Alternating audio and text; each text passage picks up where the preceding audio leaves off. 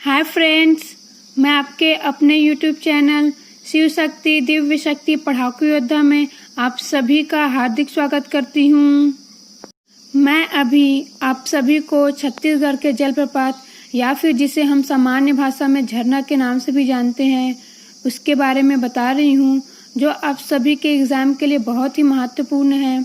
और इस टॉपिक के अंतर्गत मैं अपने पिछले वीडियो में आप सभी को बस्तर संभाग के जितने भी महत्वपूर्ण जलप्रपात हैं जो आप सभी के एग्ज़ाम के लिए इम्पोर्टेंट हैं वो बता चुकी हूँ। और आगे मैं आप सभी को छत्तीसगढ़ के जलप्रपात टॉपिक के अंतर्गत छत्तीसगढ़ के उत्तरी हिस्से या नॉर्थ साइड में स्थित जितने भी महत्वपूर्ण जलप्रपात हैं उनके बारे में आज बताने वाली हूँ।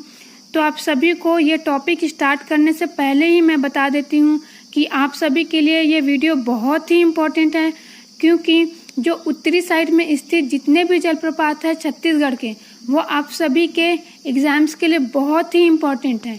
इसलिए आप सभी आज के सारे इम्पोर्टेंट फैक्ट्स जो मैं आप सभी को बताने वाली हूँ उसे बहुत ही अच्छे से याद कर लें।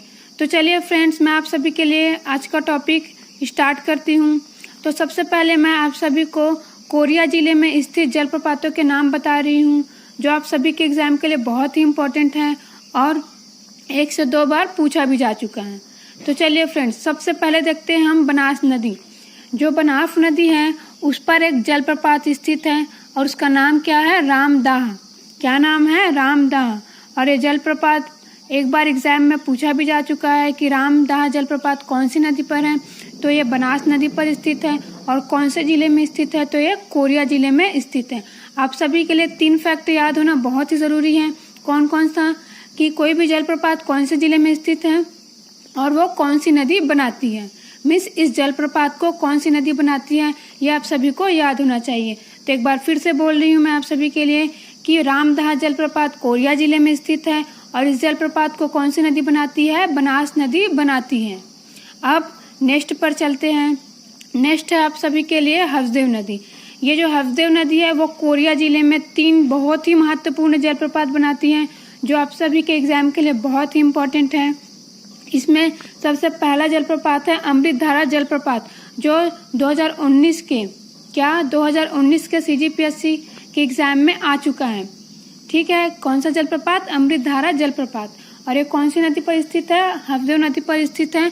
और कौन से ज़िले में स्थित है? कोरिया ज़िले में स्थित है। अगर आप सभी ने प्री का पेपर दिया होगा या फिर देखा होगा CGPSC का 2019 का, तो उसमें ये क्वेश्चन पूछा गया है अमृतधारा जलप्रपात के बारे में। अब आगे चलते हैं। हसदेव नदी पर एक और बहुत ही इम्पोर्टेंट जलप्रपात है अकुरी नाला। कौन सा? अकुरी नाला। ये जो जलप्रपात है इसे the natural air conditioner of Korea कहा जाता है। क्या कहा जाता है? The natural air conditioner of Korea कहा जाता है। तो आप सभी ये ज़रूर याद रखिए कि ये जो अकुरी नाला जलप्रपात है वो कोरिया ज़िले में स्थित है और साथ ही हसदेव नदी में स्थित है। और इसे क्या कहते हैं? The natural air conditioner of Korea कहा जाता है। अब नेक्स्ट पर चलते हैं। नेक्स्ट जलप्रपात है आप सभी के लिए गाबर घाट या फिर गावर घाट भी कहते हैं। इसे क्या कहते हैं? गावर घाट भी कहते हैं और गाबर घाट भी कहते हैं। तो ये जो जलप्रपात है गावर घाट या गाबर घाट, ये जलप्रपात हसदेव नदी पर ही स्थित है और कोरिया ज़िले में स्थित है। कहाँ स्थित है? हसदेव नदी पर ही स्थित है और कोरिया ज़िले में स्थित है। अब नेक्स्ट जलप्रपात पर चलते हैं। नेक्स्ट जलप्रपात है आप सभी के लिए रक्सगंडा जलप्रपात। कौन सा जलप्रपात? रक्सगंडा जलप्रपात। और ये जो रक्सगंडा जलप्रपात है उसे रेंड नदी बनाती है और कौन से ज़िले में बनाती है? सरगुजा ज़िले में बनाती है। एक बार फिर से सुनिए, रक्सगंडा जलप्रपात को रेंड नदी बनाती है और कौन से ज़िले में बनाती है? सरगुजा ज़िले में बनाती है। एक बार फिर से बोल रही हूँ मैं, जितने भी जलप्रपातों के नाम मैं बता रही हूँ और जो भी इम्पोर्टेंट फैक्ट बता रही हूँ वो सभी आप सभी के लिए बहुत ही इम्पोर्टेंट है। एक भी इम्पोर्टेंट फैक्ट मिस ना करें और साथ में नोट्स बनाते चले जिससे आप सभी को सारे इम्पोर्टेंट फैक्ट्स रीजन करने में आसानी हो। अब आगे चलते हैं। आगे आप सभी के लिए इसी सरगुजा ज़िले में सरभंजा जलप्रपात। कौन सा जलप्रपात? सरभंजा जलप्रपात। और ये जलप्रपात कौन बनाती है? मांड नदी बनाती है। कौन सी नदी बनाती है? मांड नदी बनाती है और ये भी सरगुजा ज़िले में ही स्थित है। एक बार फिर से सुनिए, सरभंजा जलप्रपात जो कि मांड नदी बनाती है और ये सरगुजा जिले में स्थित है। एक बार फिर से बोल रही हूँ, मैं बार बार इसलिए बोल रही हूँ जिससे आप सभी को एक ही वीडियो में सारे इंपॉर्टेंट फैक्ट याद हो जाए। अगर फिर भी आप सभी को एक बार देखकर याद ना हो तो इस वीडियो को 2 बार जरूर देखिए। मुझे पूरा यकीन है कि आप सभी को इस वीडियो को 2 बार देखकर सारे इंपॉर्टेंट फैक्ट जरूर याद हो जाएंगे। तो चलिए, मैं आप सभी को बता रही थी कि ये जो मांड नदी है वो सरगुजा जिले में सरभंजा जलप्रपात बनाती है।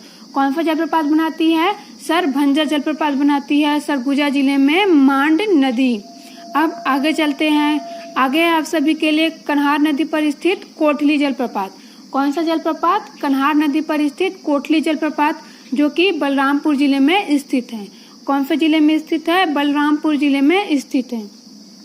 कौन से जिले में स्थित है? बलरामपुर जिले में स्थित है कोटली जलप्रपात कन्हार नदी पर। अब आगे चलते हैं अगले जलप्रपात पर। अगला जलप्रपात आप सभी के लिए है जशपुर जिले में स्थित है। ठीक है, और मैं जिस क्रम में इन जलप्रपातों को बता रही हूँ, वैसे एक जलप्रपात नहीं है, बहुत सारे जलप्रपात हैं जशपुर जिले में जो कि बहुत ही सुंदर हैं और आप सभी के लिए बहुत ही इम्पोर्टेंट है एग्जाम के पॉइंट ऑफ व्यू से।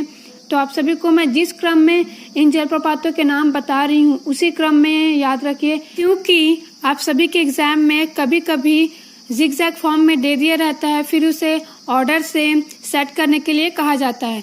जिगजैग फॉर्म मीन्स क्या? जिगजैग फॉर्म मीन्स अव्यवस्थित रूप में दे दिया रहेगा और आपसे कहेगा कि इसे क्रम से अरेंज करिए जैसे ये जिले में स्थित है। तो मैं आप सभी को 3-4 जलप्रपातों के नाम बता रही हूँ जो कि जशपुर जिले में स्थित है और ये इसी क्रम में जशपुर जिले में स्थित है। ठीक है, तो आप सभी इन सभी नामों के क्रम जरूर याद रखें।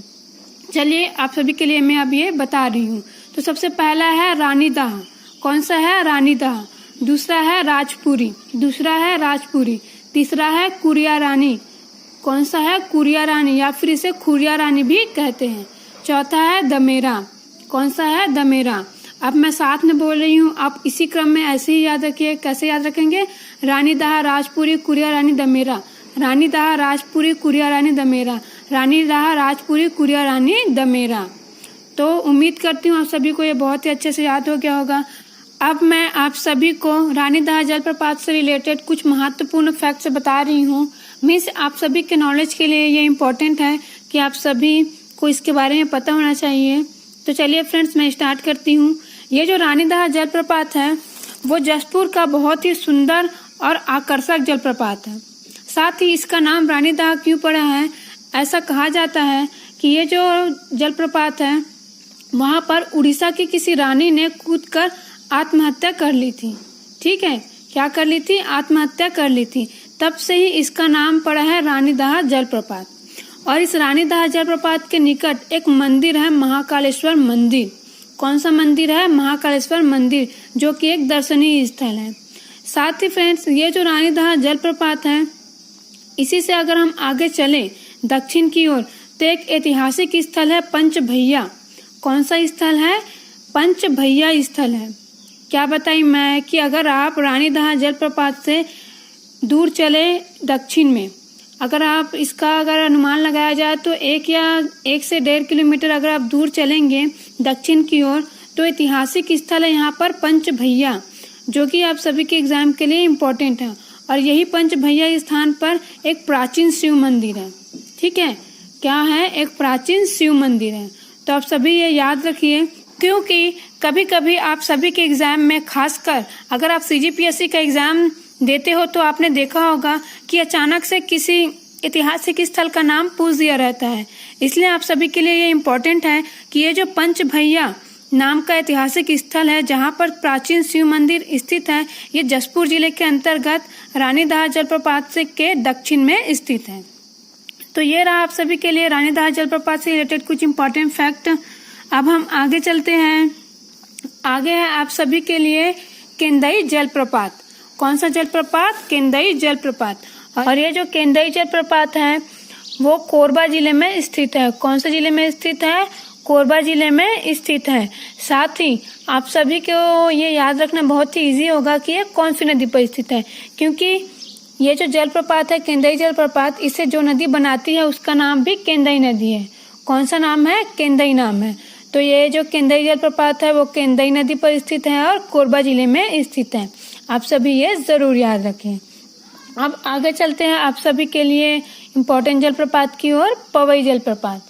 कौन सा जलप्रपात? पवई जलप्रपात। यह जो पवई जलप्रपात है वो बलरामपुर जिले में स्थित है और साथ ही ये भी पवई नाम के नदी पर ही स्थित है। ठीक है, पवई जलप्रपात बलरामपुर जिले में स्थित है और ये पवई नदी पर ही स्थित है। जलप्रपात है आप सभी के लिए राम झरना जलप्रपात। कौन सा जलप्रपात? राम झरना जलप्रपात, जो कि रायगढ़ जिले में स्थित है। कौन से जिले में स्थित है? रायगढ़ जिले में स्थित है। जैसा कि नाम क्या है? राम झरना जलप्रपात। तो कहा जाता है कि जब श्री राम भगवान जी वनवास गए थे तो वनवास जाते समय वो इसी स्थान से गुजरे थे और इसी झरने के पानी को पीने के लिए यूज किया था। इसलिए इस झरने का नाम क्या रख दिया गया है? राम झरना। क्या रखा गया है? राम झरना। तो आप सभी ये जरूर याद रखिए कि राम झरना नाम का एक जलप्रपात है जो कि रायगढ़ जिले में स्थित है। तो ये रहा फ्रेंड्स आप सभी के लिए बहुत ही महत्वपूर्ण जलप्रपात जो कि छत्तीसगढ़ के उत्तरी हिस्से में स्थित है। और आप सभी को मैं ये बताना चाहूंगी कि छत्तीसगढ़ के मध्य भाग में स्थित कोई भी नदी जो है जलप्रपात का निर्माण नहीं करती है। या तो उत्तरी भाग में स्थित है छत्तीसगढ़ के जलप्रपात या फिर दक्षिणी भाग में स्थित है। मैं आप सभी को अपने पिछले वीडियो में छत्तीसगढ़ के दक्षिण भाग में स्थित जितने भी महत्वपूर्ण जलप्रपात है उसके बारे में बताई थी और इसी के अंतर्गत एक और जलप्रपात आता है जो कल मिस हो गया था, जिसे मैं आज आप सभी को बता रही हूँ। और इस जलप्रपात का नाम है चित्रधारा जलप्रपात। कौन सा जलप्रपात? चित्रधारा जलप्रपात। और ये जगदलपुर में स्थित है। कहाँ स्थित है? जगदलपुर में स्थित है। तो आप सभी इसका नाम जरूर याद रखिए। कौन सा जलप्रपात? चित्रधारा जलप्रपात। और कहाँ स्थित है ये? जगदलपुर में स्थित है। तो मैं आप सभी को आज जितने भी महत्वपूर्ण जलप्रपातों के नाम बताई हूँ और जो भी इम्पोर्टेंट फैक्ट बताई हूँ वो आप सभी जरूर याद रखिए। और साथ ही अपने पिछले वीडियो में मैं जितने भी महत्वपूर्ण जलप्रपातों के बारे में आप सभी को बताई थी उसे भी याद रखें। और जिसने भी पिछले वीडियो नहीं देखे हैं वो जरूर देखिए, क्योंकि आप सभी के एग्जाम के लिए ये बहुत ही इम्पोर्टेंट है। और एग्जाम में कभी ना कभी ये क्वेश्चन पूछा जाता है कि कौन सा जलप्रपात कौन से जिले में स्थित है या फिर कौन सी नदी में स्थित है। तो ये रहा फ्रेंड्स आप सभी के लिए जलप्रपात से रिलेटेड बहुत ही महत्वपूर्ण वीडियो। आप सभी को ये वीडियो कैसा लगा मुझे कमेंट करके ज़रूर बताइए।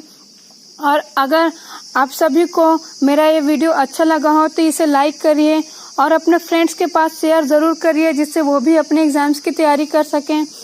और साथ ही जितने भी नए व्यूवर्स हैं मैं उनसे कहना चाहूँगी कि मेरे इस यूट्यूब चैनल को सब्सक्राइब करना बिल्कुल ना भूलिए, क्योंकि जब आप सब्सक्राइब करेंगे तभी आपके पास नोटिफिकेशन आएगा और आप अपने एग्जाम की तैयारी अच्छे से कर पाएंगे।